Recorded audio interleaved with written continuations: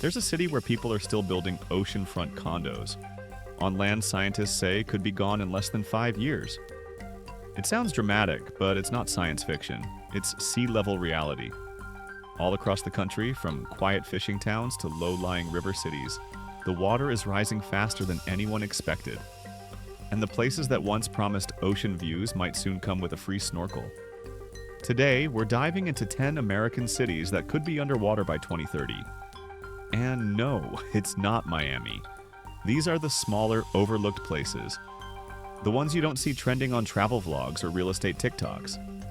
They're quiet, historic, full of life, and sitting just a few inches above their future. We'll look at the data, the history, and the irony. Towns that built seawalls, drained wetlands, and trusted the tide to behave. Spoiler alert, it didn't. Some of these places are already flooding on sunny days, while others are watching the water crawl closer, block by block. So before you start house hunting anywhere near the coast, you might want to see if it's on this list, or at least double check that elevation number. Stick around till the end. Drop a comment on which city surprised you most, and don't forget to like and subscribe, because the tides are rising, and so is the danger. Picture this. You're standing on the flat, salty ground of the lower Rio Grande Valley, the horizon stretching like a lazy cat across the water, and you can almost hear the Gulf of Mexico whispering its plans. In Brownsville, Texas, the land tilts so gently toward the sea that a foot of rise makes a big difference. And the folks who map the coast at the National Oceanic and Atmospheric Administration see that sliver of land as a chessboard where the tide is gaining on the king. Underwater by 2030 might sound like theatrical clickbait, but bear with me. The tools NOAA and partner agencies use show that even modest sea level rise plus subsidence, that's the land sinking, and storm surge add up. In Brownsville's case, you've got low elevation, tropical storms that'll show up uninvited, and infrastructure built on the assumption the shoreline stays put. Couple that to the Gulf's quiet persistence, and you've got a slow-motion meeting between sea and sidewalk. Here's the humor in it. This city has always lived at the border of land and water, of Mexico and the US, of normal tide, and that's weird. That's up to my shoe tide. Soon it might literally live below one of those high water lines if nothing changes. So if you ever thought buying cheap bayfront property in the Rio Grande Delta was a bargain, well, maybe hedge your investment with a kayak. Stay tuned, because Brownsville is just the first player on a coastline that's leaning in, not leaning back. Beaumont isn't on everyone's radar, but it just might be on the tides. Let's drift down into southeast Texas, where the town of Beaumont, Texas, sits low and flat and, from a certain viewpoint, politely waiting for the Gulf of Mexico to RSVP. This place is not high elevation luxury. It's more, we'll take whatever the water gives us and hope the roads stay above it. The maps and risk profiles tell a story. About 58% of buildings in Beaumont are estimated to have a flood about 3.6 feet deep chance over the next 30 years. Add to that the fact the region is almost pancake flat. Drainage, eh? And you've got a recipe where even routine storms get a little too ambitious. Imagine the storm surge sneaking in, the river basin pretending it's a bathtub, and the sea quietly raising its hand. Excuse me, may I come in? Beaumont has seen it before. Big rains, channel overflow, underpasses that become water slides not meant for fun. The dry humor is this. You might pick Beaumont as an affordable spot inland from shiny coastlines, but unless the ground raises a few feet or the water backs off, that affordability might come with an extra feature. Water in the basement by 2030. So when you're picturing American cities that might be underwater, don't only think of big tourist hubs or beachfront mansions. Think of places like Beaumont. Quiet, a little off the beaten path, stretched out near the coast and low. Clearance because sometimes the wave doesn't crash loudly, it just tiptoes in while everyone's looking the other way.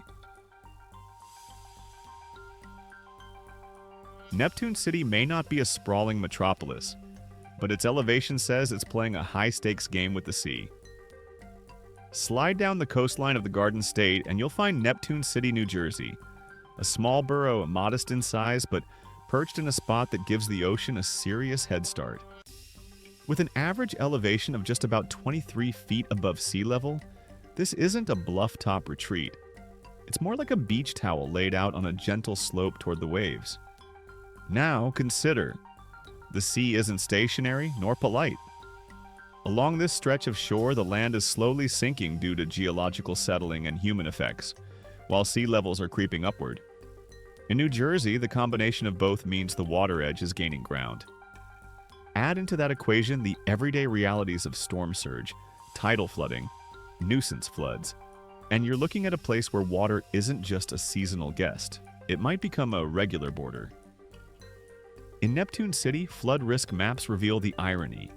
What looks like just a wet spring today might be a new normal by 2030. One analysis flags a multi-year risk of flooding above 6 feet in places here. The humor, if you can call it that, is that this town, with its modest industrial past and quiet neighborhoods, may not headline disaster news, but it could easily headline your flood insurance anniversary. Imagine walking your dog past the marina in the morning, noticing the tide creeping just a little higher each year.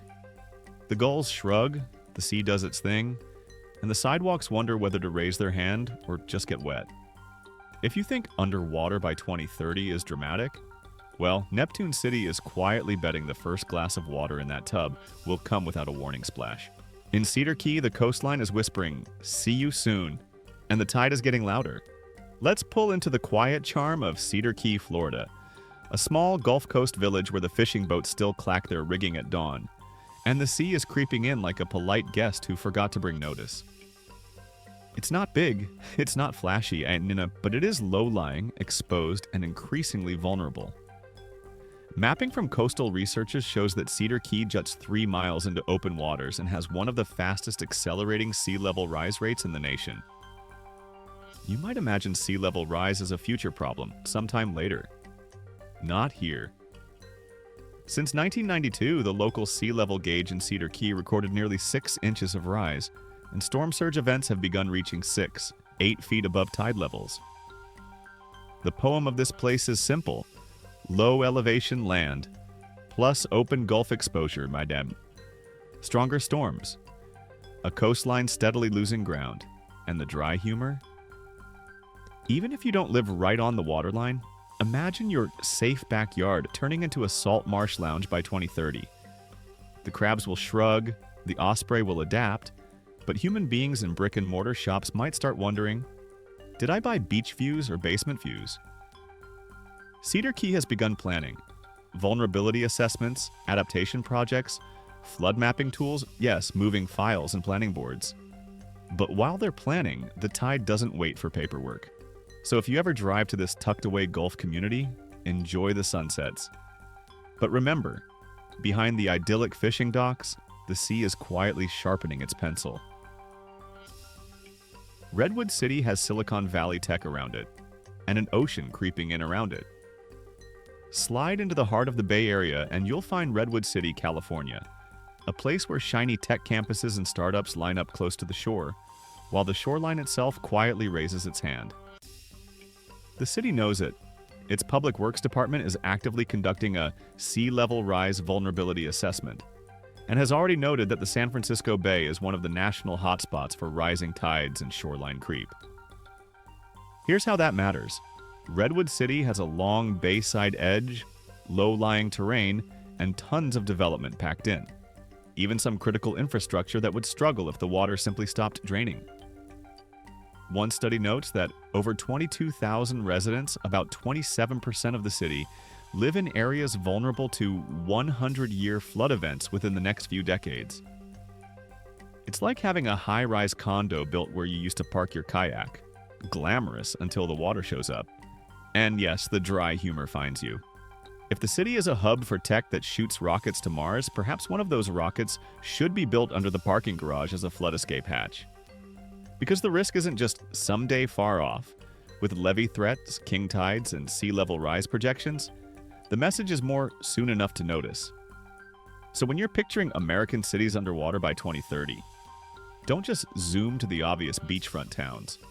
Redwood City is quietly walking the shoreline on stilts, and the sea might politely tap you on the shoulder while you're still congratulating yourself for moving inland. Gulfport sits where the Gulf intrudes on land, and soon the land might start intruding into Gulfport. Picture the scene: a coastal city on the edge of the warm, shallow waters of the Gulf of Mexico, with ferry boats, beaches, and that lazy sea breeze at tea time rhythm. But what if that sea breeze wasn't just refreshing? It was reclaiming its territory. Gulfport is exactly that kind of place, where the elevation is modest, the coastline expansive, and the vulnerabilities mounting. The maps and flood models show that even small increments of sea level rise will push water further inland than you might imagine. The dry humor is that this city has always welcomed the Gulf: tourism, fishing, beach culture. But the same Gulf, quietly persistent, doesn't always leave when you ask nicely. Add land subsidence, yes, the ground sinking too, increase storm surges and what researchers call sunny day flooding, when the tide itself causes trouble, and you've got a triad of risk that doesn't need a hurricane to make a statement. In Gulfport, you could imagine a future where your driveway is still dry in morning light, but only because the tide held off until later. Where your back porch overlooks the salt marsh lounge instead of the sea, and where the city's redevelopment efforts, new homes, tax incentives, waterfront expansion feel ambitious and maybe a little too late. Because the water doesn't negotiate, it just arrives. So when you're picturing American cities underwater by 2030, think of Gulfport.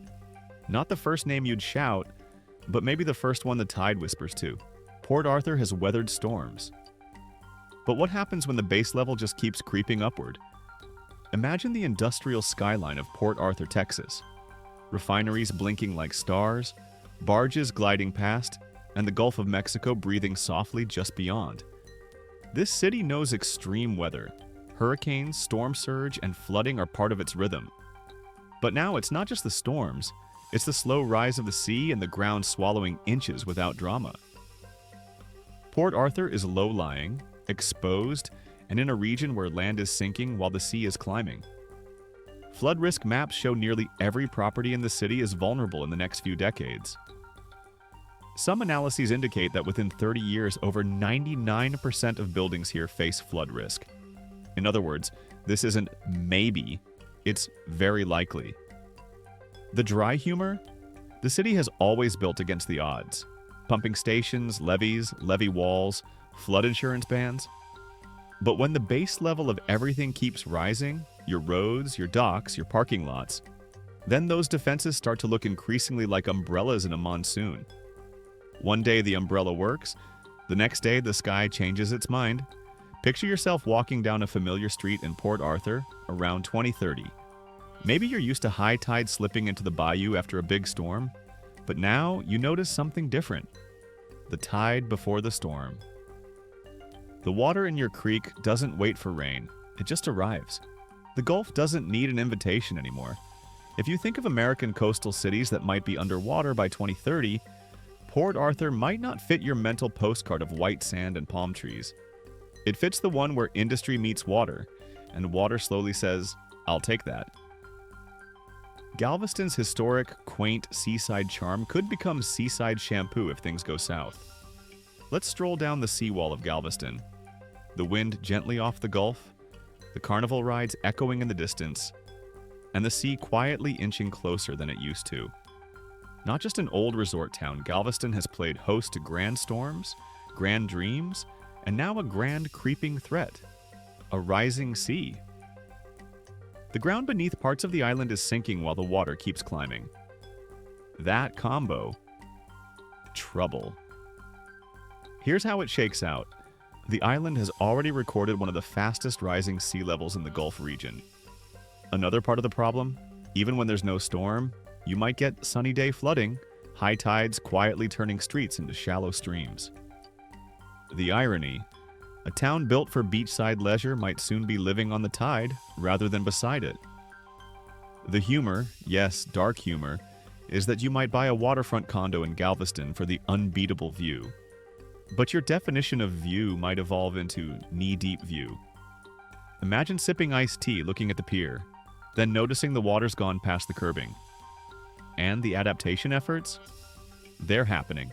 Marsh restoration, seawall fortifications, climate risk plans.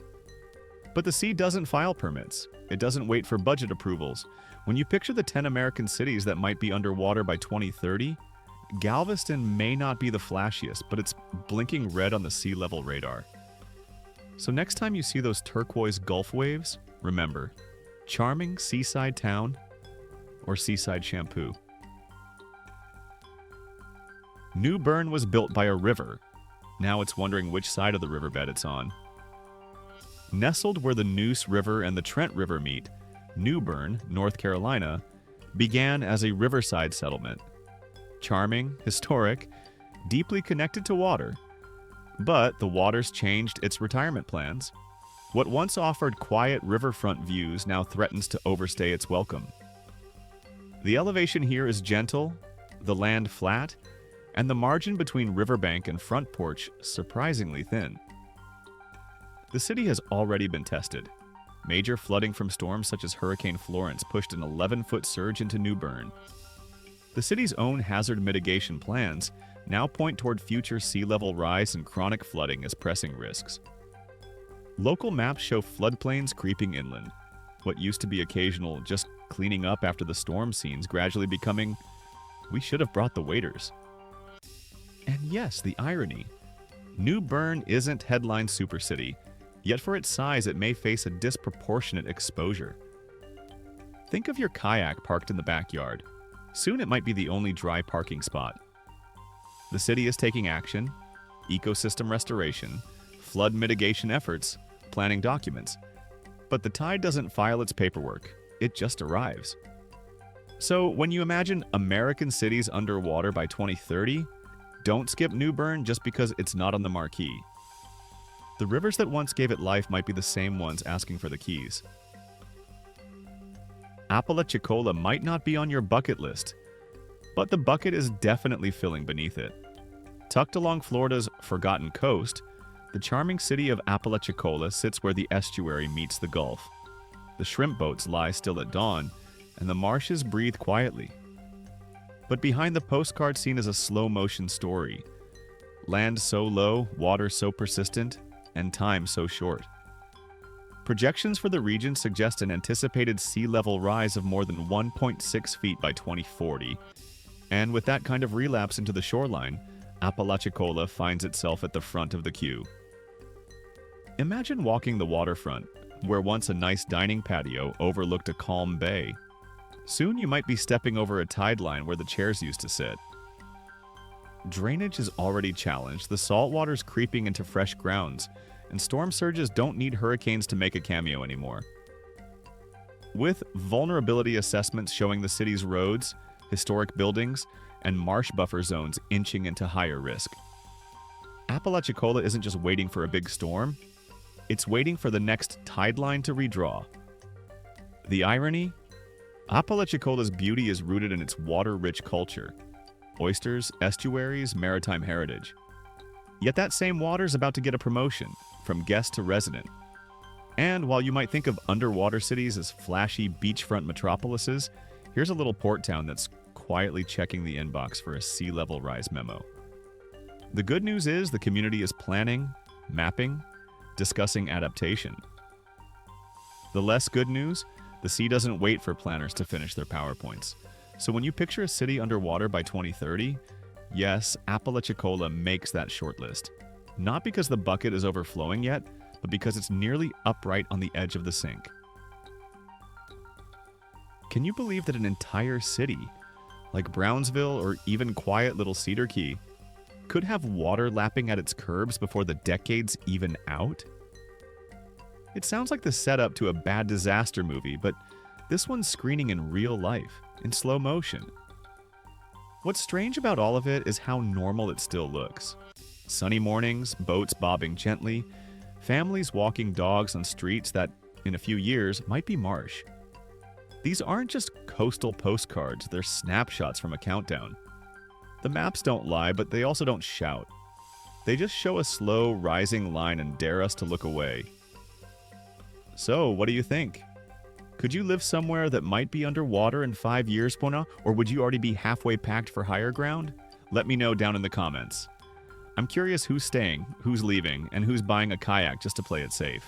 And hey, if you learned something new today, or just want to keep exploring the strange, beautiful, and sometimes sinking corners of America, make sure to like the video, subscribe for more, and hit the bell so you don't miss what's coming next. Until then, stay curious, stay dry, and remember, the map of tomorrow might look a little more like the ocean's to-do list than ours.